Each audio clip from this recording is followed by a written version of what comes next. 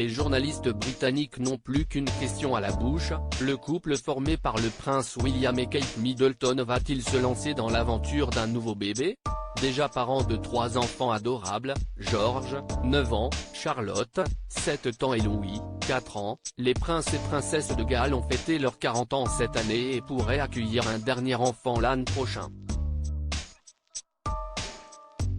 Si tant est que Kate Middleton réussisse à convaincre son époux, car l'héritier du roi Charles III n'a jamais caché refuser d'agrandir une nouvelle fois la famille.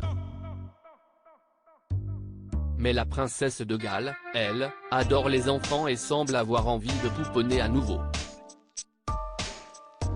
La mère de 3 réussira-t-elle à obtenir ce qu'elle désire tant? Il est loin le temps où ces deux-là flirtaient à l'école.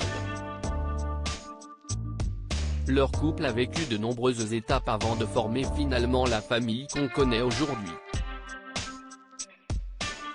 Notamment celle du mariage. Sublimissime dans sa robe de mariée, Kate Middleton s'est avancée vers l'autel pour dire oui à son prince, le 29 avril 2011.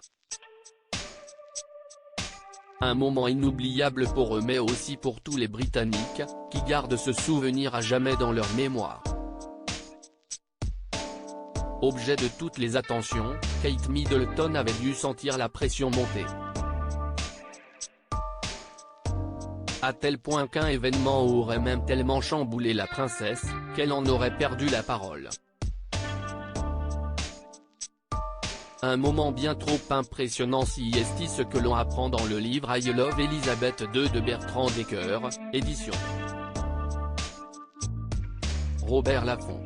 Durant les préparatifs de ses noces, au moment de choisir le joyau qu'elle allait coiffer le matin du jour J, au premier étage de Buckingham Palace, Kate Middleton a tellement été impressionnée qu'elle a perdu la parole, écrit l'auteur.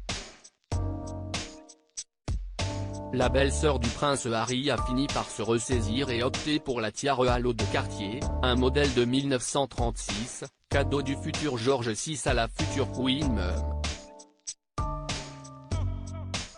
Des années plus tard, Meghan Markle, elle, a cru défaillir au moment de se décider et choisir finalement un bandeau de la reine Marie.